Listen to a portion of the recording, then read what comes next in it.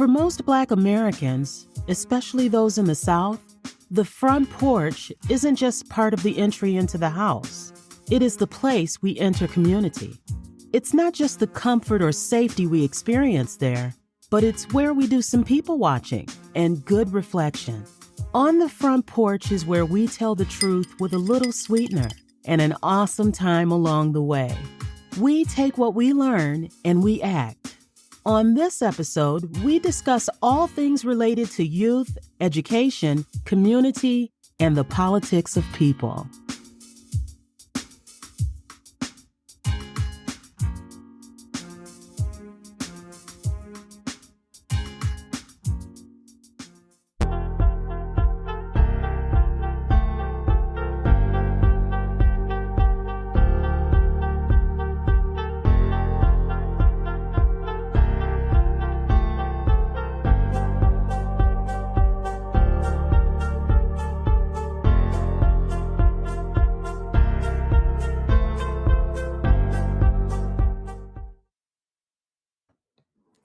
Hey, good people, it is KaCey, and this is a very special edition of On the Front Porch. Y'all know I usually record and then upload later, as we usually drop new episodes on Fridays, but we're doing something a little different on tonight, and I'm excited about it. So we are going live. We are broadcasting both on Facebook, if you follow me at KaCey Benning, or you can head on over to our guest tonight, to his YouTube channel, and that is at Unfiltered Polo Blue. And we'll put all that up on the screen for you so you know exactly where to go.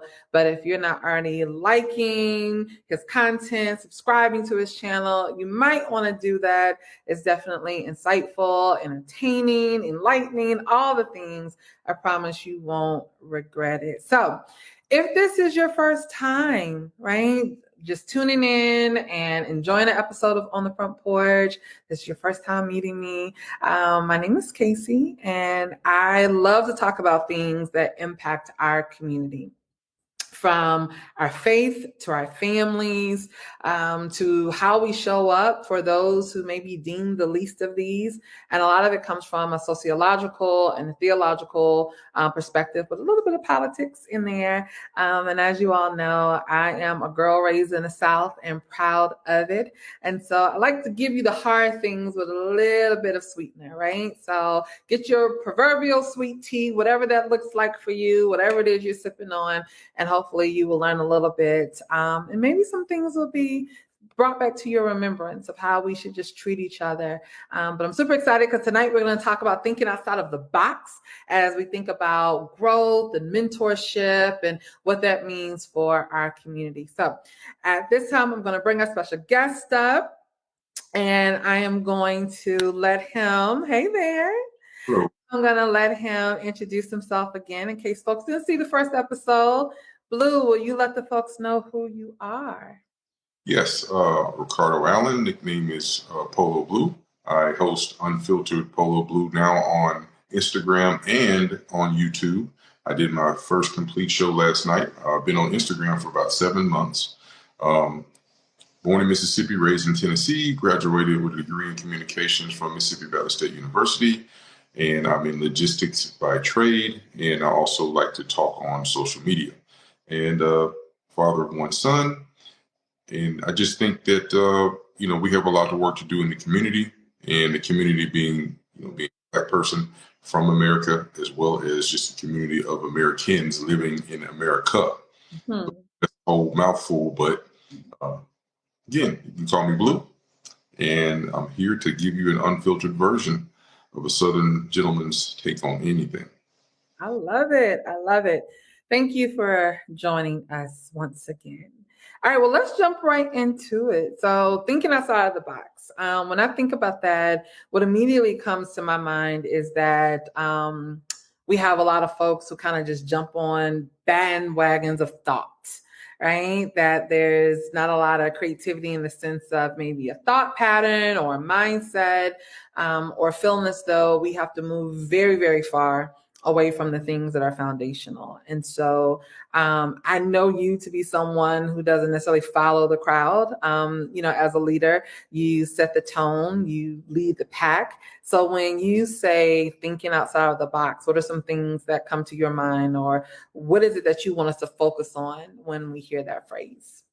I want you to focus on results.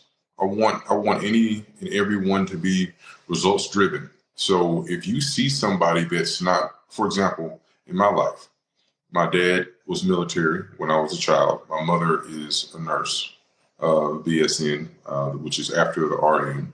And I didn't want to do either one of those. I wanted to dress in a sport coat or suit, shirt and tie, and lead other people not in the military. But I didn't see that. That was not what was prevalent to me. I grew up on many Army bases or around Army towns, so I don't have an accent, but I am Southern.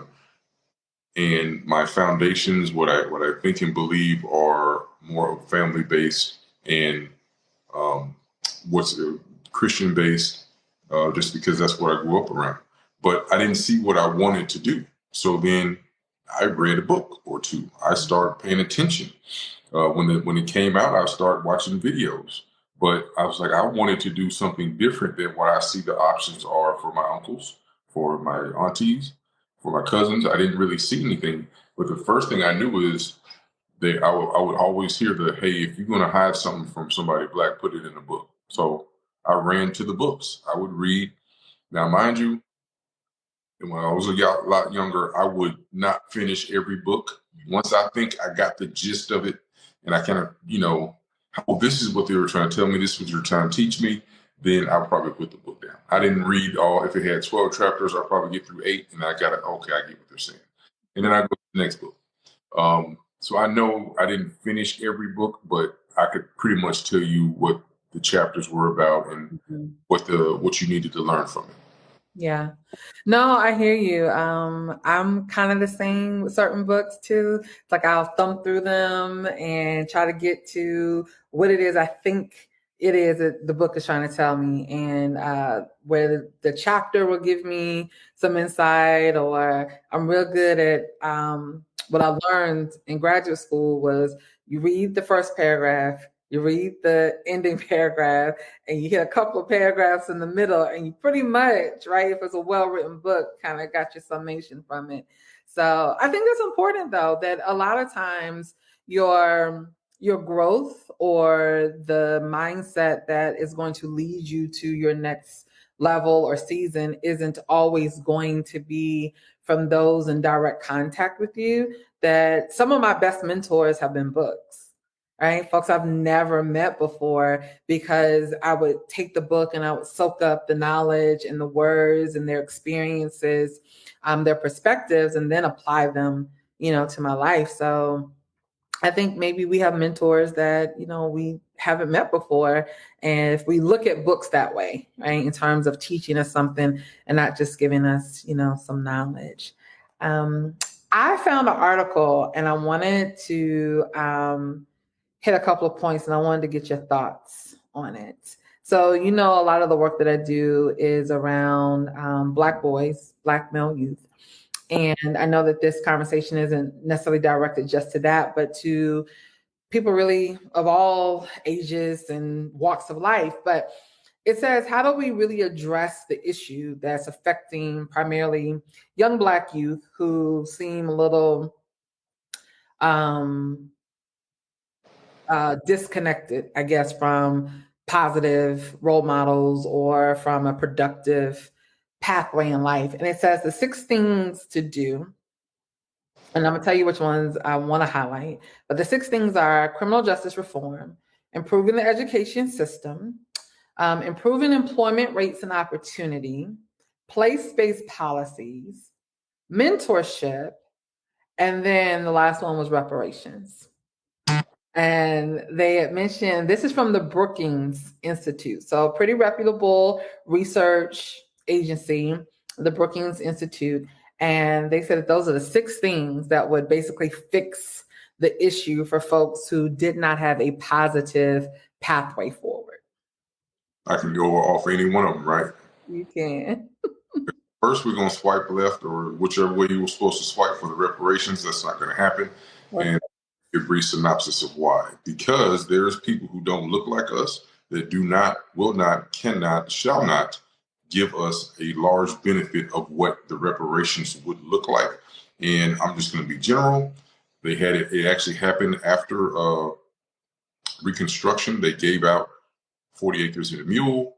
So that equivalent is, a couple $1 million per person or per family, and they're not going to give out that much money. So let's go away from reparations. And then we're going to skip this. So that was 6 of them. Let's go back to the other 5 that matter. So if we educate ourselves and we have mentors that are in law enforcement and that encourage not to be fully scared of the police, but abide by the rule instead of trying to be rebellious.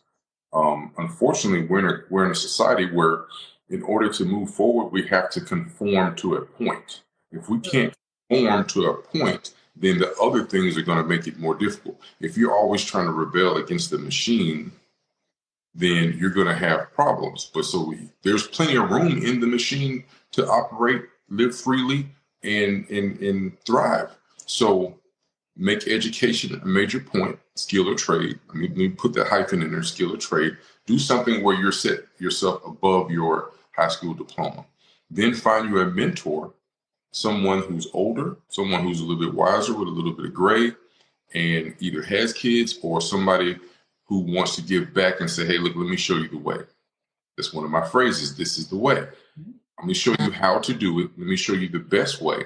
I mean, I had mentors in multiple facets.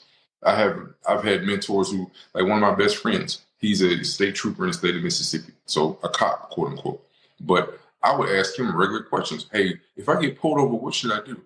If I'm not sure about it, if I think that I'm being profiled, what should I do? And he answers the questions.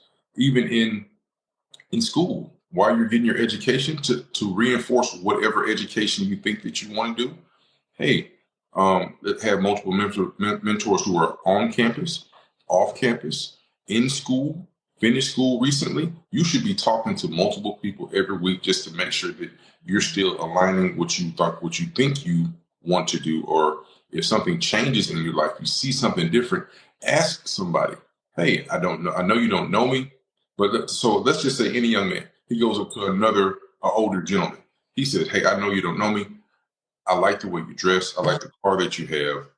What do you do? And can you show me or tell me? And can I call you to ask questions? If somebody came to me like that, yes, I can help you. Let me tell you what I do. Let me explain it in detail. It's not going to be a quick conversation. And let me show you the way. Let me give you that guidance that I received so I can pass this down. Now, everything is not going to be all that easy. You might have to ask multiple people. Sometimes you might meet somebody, he might not be as friendly, but there's somebody who's going to reach out and give you a helping hand. Mm-hmm. So no to the reparations, educate, mentorship, have an understanding of what's right and wrong. In case you were not correctly informed about what's lawful and what's not, have a full understanding of that. And then, again, educate more, read. Even if you don't read a whole book, read an article every day.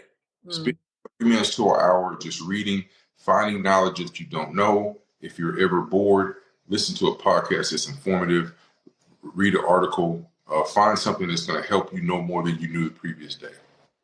Well, that's good. I agree with you. You mentioned the different levels of mentorship, and you talked about making sure that people are positioned effectively, in a sense, and having people that they can go and talk to. 2 things that I thought about was, one, a mentor of mine told me that I should operate in a tier system, meaning I should have someone that's mentoring me, and then at the same time, I should be mentoring someone else, right? Because most of us will learn faster when we then have to become the teacher. And so while you are reaching up, it's kind of like you're passing down at the same time. So it made me think of that.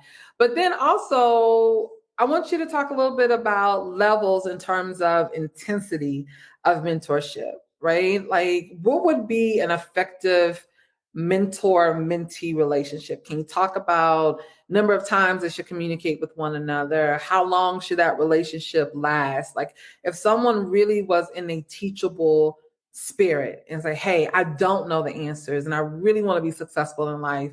I've identified these people that Blue said should be in my life. Now, what should be my ask of them in terms of their time commitment? Well, one of the first steps as a mentee before you become into mentorship is understand you need to have thick skin. You need to be a sponge and ready to receive the information. Know that you're not going to be right most of the time. Know that because you're a mentee, you're looking for guidance, and receive the guidance from the person who is doing the activity or have done the activity. As far as just use what you have more of, and that's 2 ears to listen instead of and only the one mouth to speak. So listen more, take notes, then ask questions on what you heard, not to respond to give a rebuttal. That shouldn't be part of it. But listen to understand, listen to implement, and then after you do that. So let's just say you're still in school, whether it be high school or college, you're just making sure you're on the right path and telling them what your thought processes are or what you're thinking, but making sure that you get all that you can from your education, not just the grade, but the information that you receive. When I was in school, it wasn't really about the information about what they taught about communication. It was implementing the information on how to speak, how to project your voice, how to raise your tones, how to give eye contact, how not to blink. Those things, those are very important to, I found out later in life, just being successful in business, having people trust you that don't know you, how to present yourself. What's a good outfit? What should you wear? What shouldn't you wear? Mm-hmm. What's appropriate? What pants go with what slacks? What's a good sport coat? Like me, I do this one fundamental thing, and some people ask and don't ask. I wear a class ring on purpose and an actual watch all the time. I bought some iWatches or Samsung watch. No, but nothing says more classic and educated if I have a college class ring and a nice watch. Mm-hmm. Then that sets you apart. Then pants on the waist. Make sure you have a collared shirt, whether it be a full button up or a polo. I prefer if it's hot. I know I live in the South. Sport coats aren't always that functional, but transitioning from spot to spot, take your coat off when you get inside the building. Make sure you're groomed, haircut consistently, groom your face, make sure your nails are cut, make sure you have on some kind of cologne so that you don't smell bad. Like outdoors? Yeah, like outdoors. Have like something of sense that, okay, well, he don't smell bad. And then even if they might not like your cologne, but at least they know there's an effort. So then somebody looks at your body of work. A polished man from head to toe, he's putting a lot of effort into making sure he looks the part. It's not an easy thing. Like I know women say, I don't want a man who takes too long to get ready. Yeah, if he's going to business meeting, he's going to be around people. He just needs to get up a little earlier and make sure it's pressed, everything looks good. He's polished to the T. Hair is on point, beard, brush, teeth brush, no whatever in your eyes. And this presentation that you have will get you indoors before you speak. Then after you speak, then they really be impressed because, not only is he visually sharp, he's mentally and vocally sharp. That's a complete man. I love it. I don't disagree with anything that you said. My follow-up question would be, who's teaching our young people that, right? Not just the young men to do those things, but then also I was in the salon today, right? Obviously. And is that a compliment? Yeah. Okay. So I was in the salon today, and you know how women get. We get to chatting, and somehow or another, conversation turns to men, right? And I was really enjoying the conversation because it is a lot of the things that I've been conversing about over the last couple of months. And so we were talking about men being protectors and providers and being leaders and, wanting the ability to just lean into a man that we can trust to say, hey, I got you. And what does that look like? And talking about some bumps along the way and that kind of thing.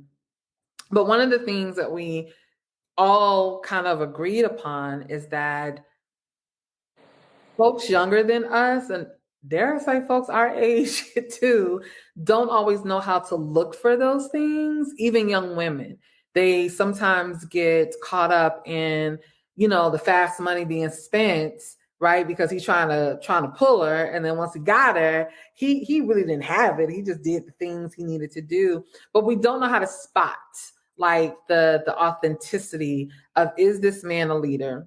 Is he ready to protect, to provide? So as you're talking about the things that young men should learn as a part of their routine in showing up in the world, who's teaching them that? And then also, are our young ladies being taught that this is what you're looking for, because this is what young men are being taught as well? So I just wonder, we know these things at our age and have had other experiences, but do you think that people are then turning to the younger generation? I think it's Generation Z and Generation Alpha at this point, and talking to them about, this is how you show up in the world, and this is why. I don't think anyone's teaching them. I think that it's going to take some people like me leading from the front.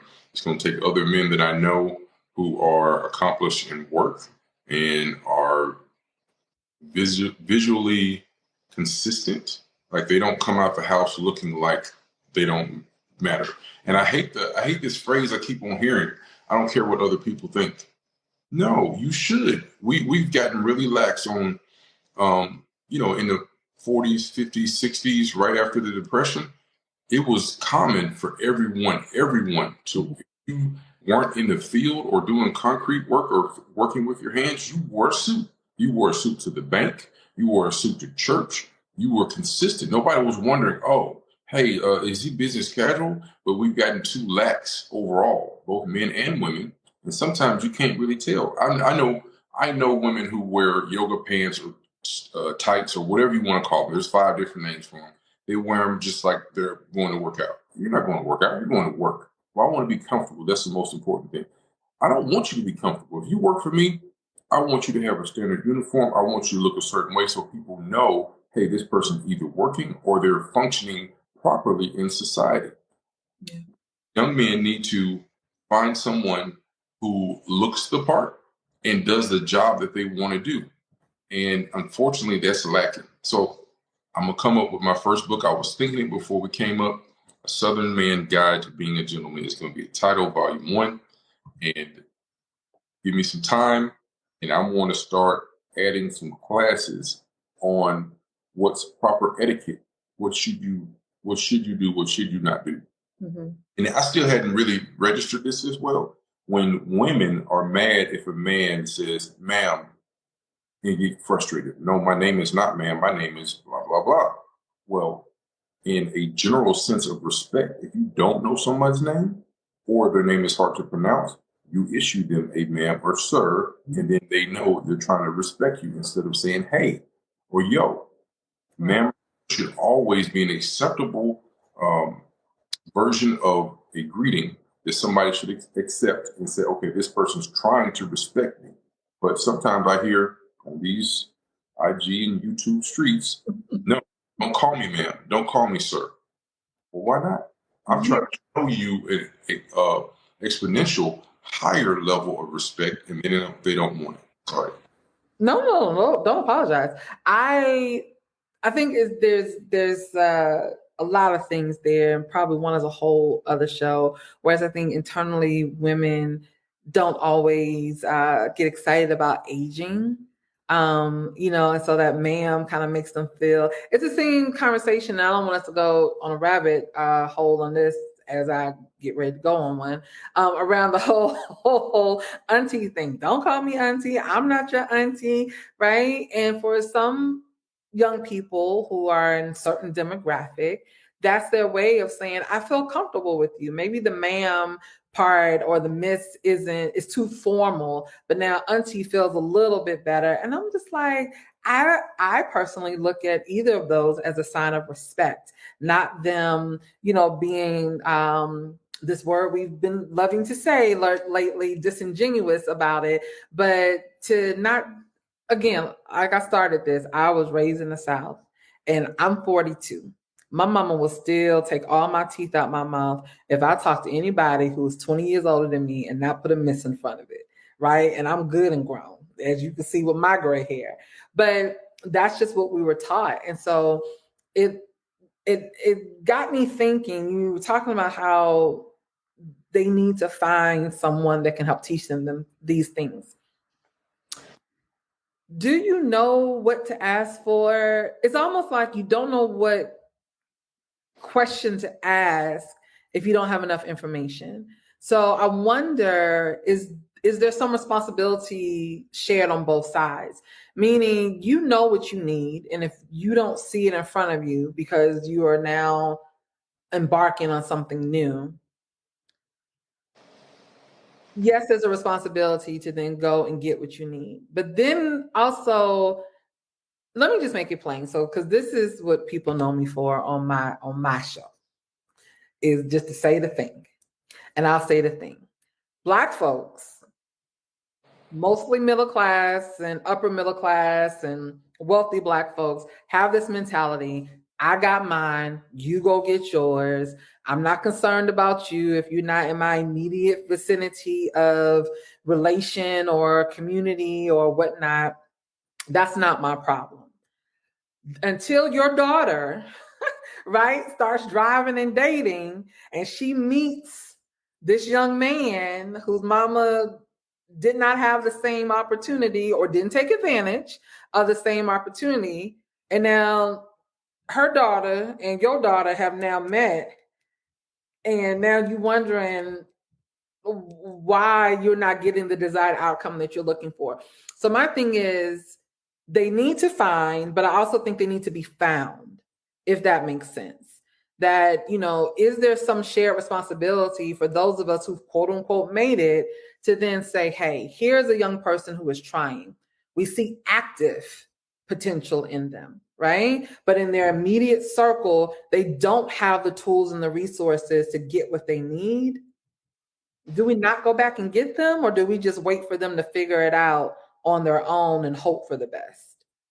I think we should find a way to go and find them. Like I need to actively be mentoring somebody in high school, somebody in college, somebody who's working.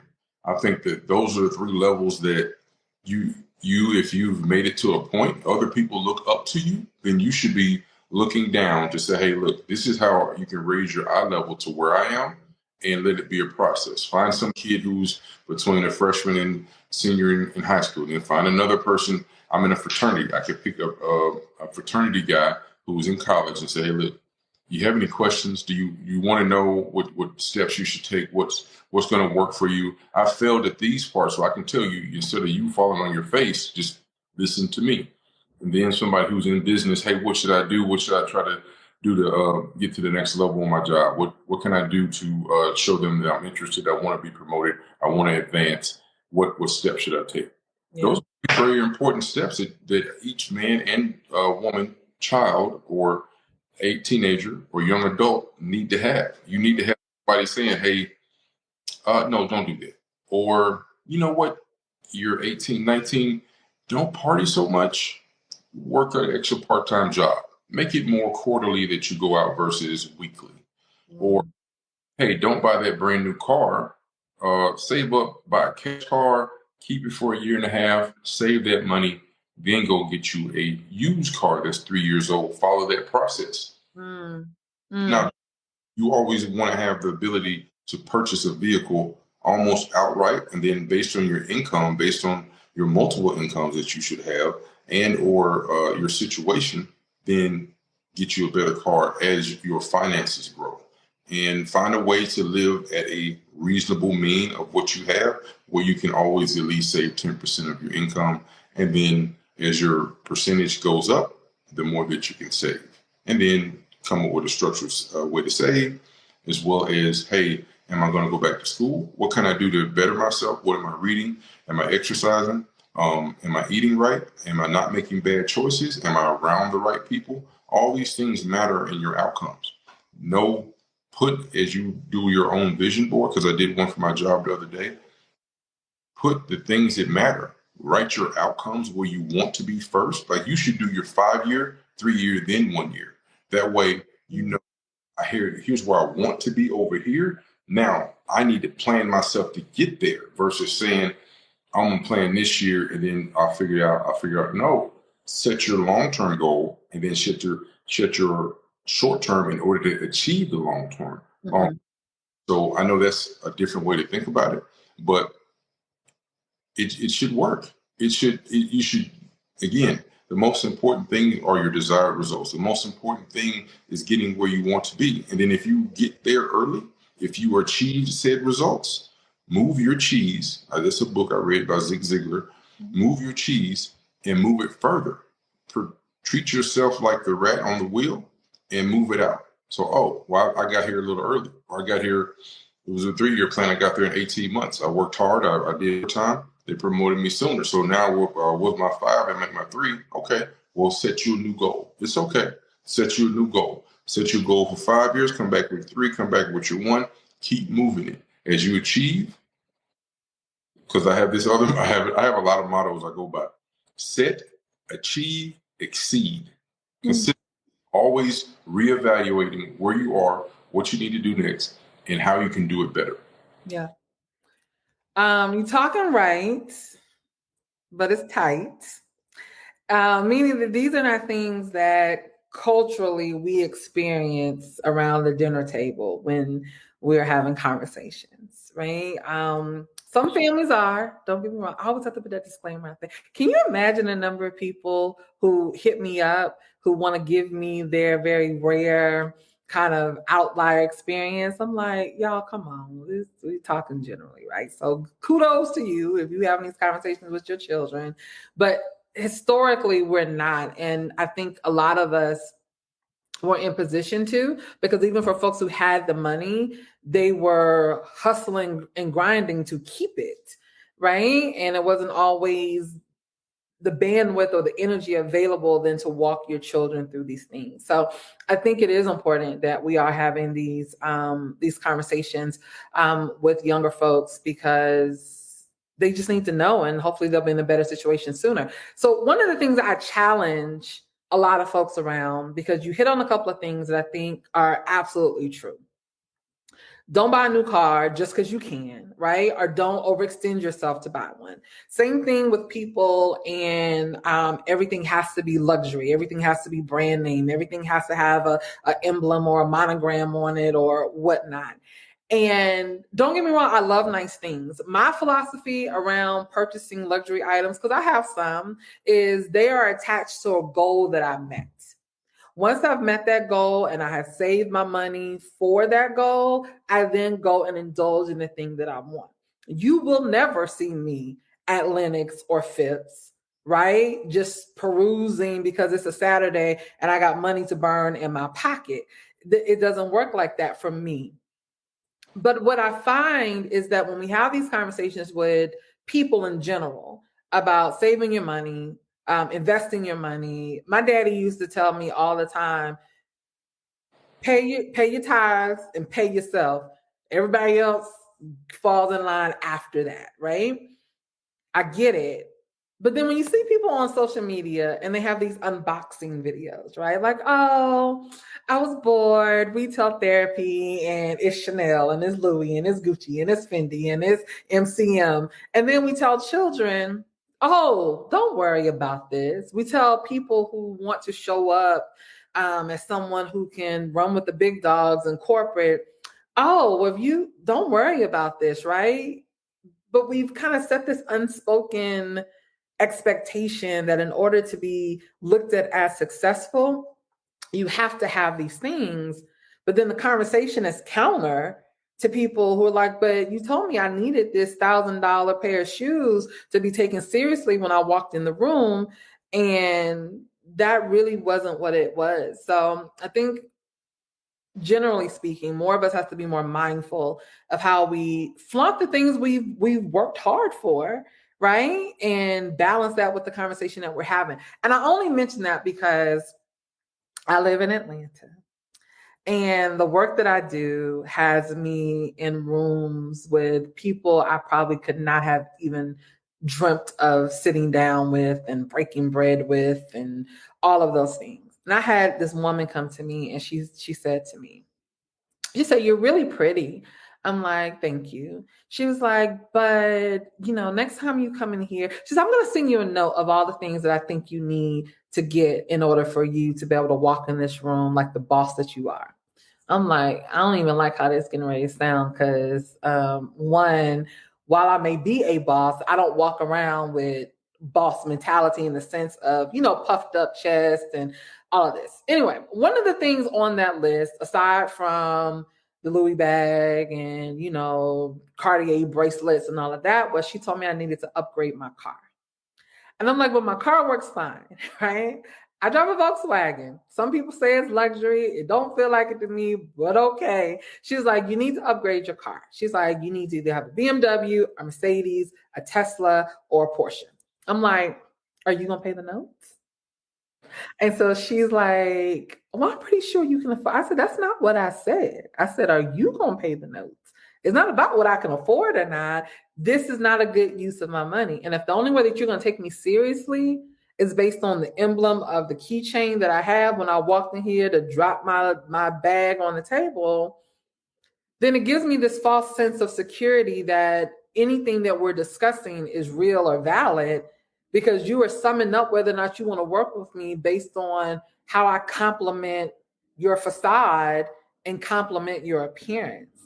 And so I said all that to ask your perspective around how do we balance that? Because Black folks are the biggest consumers. Let's just be real. And Black women lead the top of that in terms of the money spent for various reasons. So if we feel like we got to show up a certain way, but then we do need to build wealth and legacy, like how do we do both? Or do we need to like dismiss this narrative of the only way to be taken seriously is to show up in this cookie cutter mold? We don't.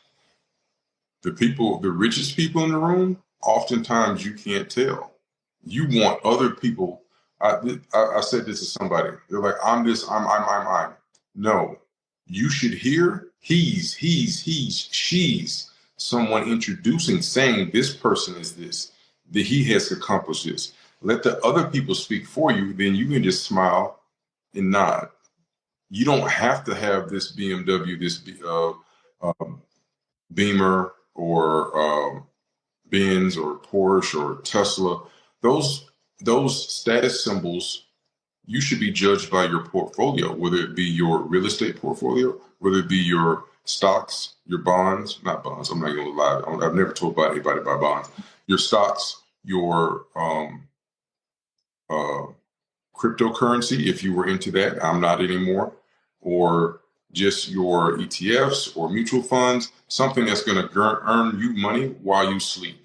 This is what you should be judged by. Do you have a small business? Do you have another passive income? Does this meeting really matter to you because you already have enough income so it doesn't really matter? There's a book I read called FU Money. When you can go in and the business deal is not going to make or break you, then you talk to them differently. Then you will be ready to get up off that table and go about your business and find a deal that's more financially beneficial to you. Yeah. Saying, oh man, I got to have this deal in order to make next week's payroll. So when you come in and these are the more things, or if you have, and so here's the one thing about cars, luxury cars at that. Everybody, the thing about a luxury car, you often can't tell the year because they're normally kept very well. A lot of people have older Beamers, Mercedes, or Porsches, and you can't tell that it's 10 or 15 years old. They didn't buy it brand new, or if they did buy it brand new, they paid it off in 6 years and they keep it maintaining.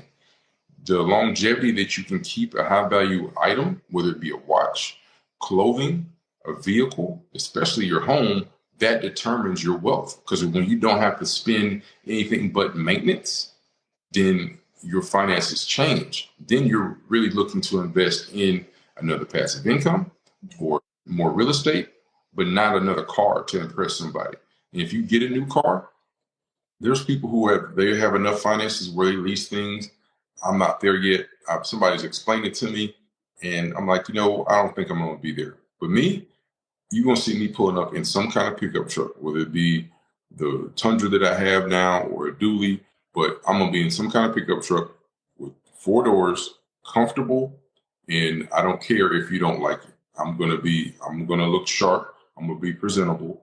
I'm going to smell nice. I'm going to be groomed. And this is a determination of you doing business with me. If I don't pull up in a Mercedes and or a Lincoln or a Cadillac, that's not going to make or break me. Mm-hmm. My intelligence, my information, my ability to complete a task or do a job well will determine whether you do business with me. And I want Black people to stop worrying about what they want to project and worry about what they actually have. I want to have conversations about, yeah, man, VOO just went up 2 points today and that made me $500. Or, my 2 or 3 of my REITs I have in one portfolio and I got paid out today for my monthly dividends and I'm at up to $1,000 because I reinvest. Which means you put it back in. So those are conversations that we need to have. Oh, so you're not worried about your 401k because your REIT and your investment portfolio pays you $5,000 a month because you invested in it for the last 15, 20 years, or you had a good windfall and you just put all this money into, now you not only do you get paid monthly, but now you own all these stocks. So you have a legacy. They always talk about generational wealth, but real estate is not for everybody. Everybody have the intelligence and or patience for real estate. But you can buy a REIT, which is basically buying a mortgage, and you can put your money in. It's going to pay you monthly. Mm-hmm. Sometimes you just got to read and figure out what's best for you, because everybody doesn't need to go have a passive income. They just want to work their job, be a supervisor, manager, or leader, and then make their money, and then they're comfortable. Because if you save your money appropriately, live below your means, don't worry about the Joneses. In fact, you know what? Anybody named Jones, I don't want to talk to, because I'm going to set my standard as Allen, and this is how I'm going to live. They're going to be saying, keeping up with the Allens. Well, you can strive. I love it. I'm not laughing because I don't agree. I think that we do need to be more bold in the decisions we make that go outside the box, right? We started just talking about thinking outside the box. And it is true, that wealth generation and accumulation requires a skill set, but it also requires a lot of patience that a lot of times we just don't have. I want to segue really quickly, kind of as we kind of get to like maybe the last segment of tonight's conversation.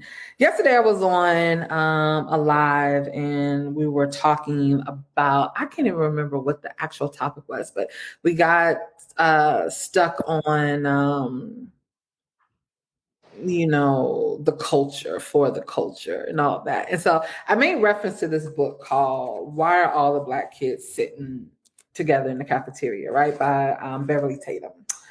And one thing that she wrote in this book is called The Corporate Cafeteria. And I just want to read it really quickly. It says, when I told my sister I was writing a book called Why Are All the Black Kids Sitting Together in the Cafeteria, she said, good, then maybe people will stop asking me about it. My sister spends her time not at a high school or college campus, but in a corporate office. Even in corporate cafeterias, Black men and women are sitting together, and for the same reason. As we have seen, even mature adults sometimes need to connect with someone who looks like them and shares the same experiences.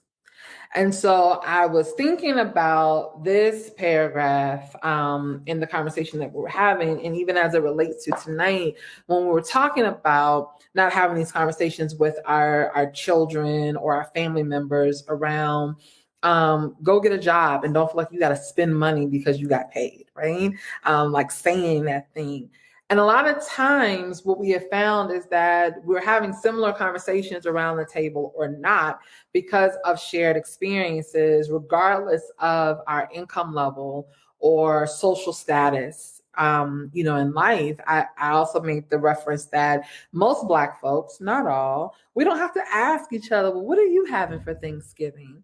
Because 85% of it's gonna be the same, right? Like we're gonna have a turkey, we're gonna have some mac and cheese, we're gonna have some collard greens, some stuff in a dressing, however you decide you want to prepare, some candy. Anyway, right? We know because of a shared experience. Do you think we need to create a new shared experience amongst us to secure the future of our community? And if so, how would you describe that new shared experience? First comment is always dressing, not stuffing. Let's get that right and be on the same page. I agree. I'm just saying some people like to put, Listen, it's dressing in my house. no, listen. If somebody invites me to their house for Thanksgiving and they say they're eating stuffing, that means the invitation is then rescinded because I'm not. It must be dressing, no exceptions. And I do want chicken and or turkey in it, or the dressing to be in the turkey that you baked. Now, I know my family, we fry turkeys, but we still put extra turkey into the dressing. Okay. Yes. As far as the cafeteria subject, yes, it is natural to go sit with somebody who looks like you so that you think that you're going to have a common denominator. You'll have a common thread to talk about. But sometimes you need to sit at a table that nobody looks like you, especially if you have. Now, there's been times where nobody looked like me. I've been in a lot of situations like that. So then I go to the people who are in my department or they do the same job that I do. And then I listen to what they're saying. Quiet first. Some people say, well, I met you and you were so quiet. You didn't say anything. I need to observe. Use these two first before I use this. So I know what to say, what not to say, so that they won't be uncomfortable with me, so that I can learn, I can adapt. Because that's one thing as an Army brat, you learn to adapt. You move around every 4 years. I don't have unlike a lot of people, my elementary friends, my middle school friends, and my first half of high school friends, I don't know and have not seen. So you adapt accordingly. And yes, I totally understand. You want to go around to people that you have a common denominator with, if it's your skin color or where you're from or how you talk. But sometimes you need to go outside and add somebody else in, because as you're in a corporate setting, you're going to sit with the people that do the work that you do, not necessarily look how you look, because you're going to want to talk shop, as they say. You're going to want to talk about the job that you're doing. And you want to let them know that, oh, just because I don't look like you don't mean I'm not a human from America. And we have a lot of commonalities. We don't do everything the same, but you'll find that we're more in common than we're not in common, especially if we're American. And especially if we're Christian American, we have a lot of things that are similar. We just don't look alike. We sometimes don't sound alike, but that's okay. Understand the person and then say, hey, you should be trying to find a kinship with that person to either get you past the next point or learn some information that you didn't know. So sitting with somebody who doesn't look like you is not always a bad thing. Because what do you do when there's nobody who looks like you and you're the only one? I work for a company right now where I am one of 5 out of hundreds of people. One of 5. I'm in a leadership role, but one of 5. And I've actually, since I graduated from college in transportation, I've always been one of 10, no more than 20, even if there's 200 or 300 people that work for the company, not your drivers, but in the management side. And if there's nobody else that looks like me to sit beside, so I have to sit beside the others, have to learn and adapt. And learning and adapting, compromising will get you a lot more places. And then learning, there's a book, you mentioned books, How to Win Friends and Influence People. That will put you in a better situation. The whole thing about, I don't care what people think, that is not part of that book's teachings. That I think that's idiotic. You should want people to at least appreciate your presence and be happy that you're there working, and then have other like for men, we'll talk about sports, football, basketball, baseball, whatever the case, boxing, MMA. Women, you just kind of Women, as a man, you want to talk about kids, you want to talk about cooking, food, something like that, but have something to say. Almost have it planned out so that you can break the ice and make sure nobody's uncomfortable. And being a man, you should lead that conversation. Hey, good morning. How are you? And not be frustrated. If you need to drink your coffee and walk a mile in the morning so that you're refreshed and woke, then that's what you need to do. But know that you need to be the icebreaker and be willing to, if somebody speaks to you, good morning to you. How are you? How was your night? Or how was your weekend? And two sentences is all you got to have. Oh, I didn't do too much. Or, yeah, I put something on the grill. Or, yeah, I went to a movie. And that's it. They're not really asking you how you really feel. There's a Southern phrase, how you doing today? Don't answer that damn question. You need to give a generalized, non-in-depth answer. and please, for the people in the back, a generalized, non-in-depth answer. Why can't you answer the question? Because they don't really care. And you don't want to be in a situation where you answer and then you realize they've checked out before you even finish the end of your sentence. The general, I'm good, or I'm well, which is actually the proper way to say it, but we in the South, so more people say I'm good, or I had fun, or hung out with the family, and leave it at that. Mm-hmm. People try to answer the question like they really want to know. They don't really want to know. Yeah. Yeah. I mean, it's very true. Very true. I like to ask something that's kind of controversial every episode, so don't take it personal. Do you think it's easier for Black folks to move between two worlds, or do you think it's easier for white folks?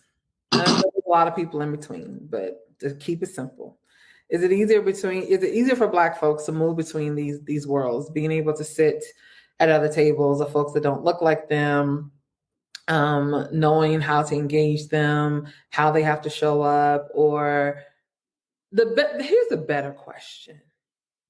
Who has to move between two worlds more? Black folks or white folks? Okay. Don't change the question no more. Okay. We're good. I'm going to answer the second one first. White people don't have to move. They are the majority of Americans in America. They don't have to move. We have to adjust to them. Why? Because we are the minor minority. We're not the major minority.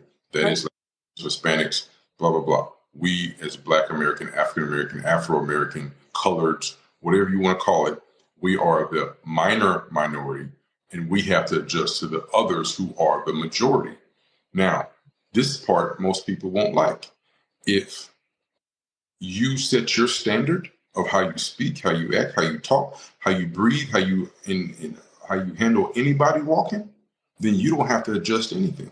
Yes, you can understand people that, like, I don't speak fluent country, but I have relatives that do understand what they're saying. I will basically interpret what they're saying, and then I'll say it back the way I speak, the King's English. I'm not going to adjust, because then I don't have to worry about turning it on and off, because it's always on. And it's simpler to keep it on and not turn it off than trying to decipher when I'm comfortable and when I should turn it on and off, like some people. And then the problem that I've seen with people who desire to turn it on and off, they turn it off on the wrong times. And now they're being judged on what their vernacular is when they think that you're comfortable. But if you never get comfortable, because this is your... Did we lose you? Hold on. Okay. Yeah. Okay, there you go. Sorry about that. Sorry. Okay. And if you keep it on, then you never have to have a situation where something slips, you're a little bit improper, and they're looking at you like, oh, I wasn't ready for that. So I would say to others, find your standard, set your standard, raise it consistently, and then keep your speech, your presentation, to a point that you would never have to worry about somebody looking at you funny. And then you won't get to you. That's why two of the people that I really admire, because of what they had to go through, is Jackie Robinson and Bill Russell. Mm-hmm. And any other Black athlete that endured Jim Crow South and or broke the color barrier in their sport, because you have to have the mental fortitude in order to endure. But this fortitude that they had opened up doors for everybody behind them. Absolutely. I do agree. It's making me think too, because part of my approach to communication, especially in environments that don't mirror my community or my, shared experiences, is I am much more mindful. My mom taught school for 38 years, and we got the classic can't say ain't, right? You had to enunciate. You needed the inflection and the tone to know if it was a statement or a question. We could not say huh, right? So those things were indoctrinated in me. And I realized that it took me a lot further in my predominantly white high school and middle school, because, dare I say, it let their guard down that I was somebody amenable, someone that they could then communicate with, because they didn't feel as though they were going to have to decipher or decode the language that I was going to use. But as I got a little older, I realized that for me, it was a strain, because I never wanted to just speak the King's English, because I like being different. I had a friend who's not melanated who used to tell me all the time, I love you, KaCey. Like, I don't see your color. It's like, that's disrespectful to me. I want you to see my color.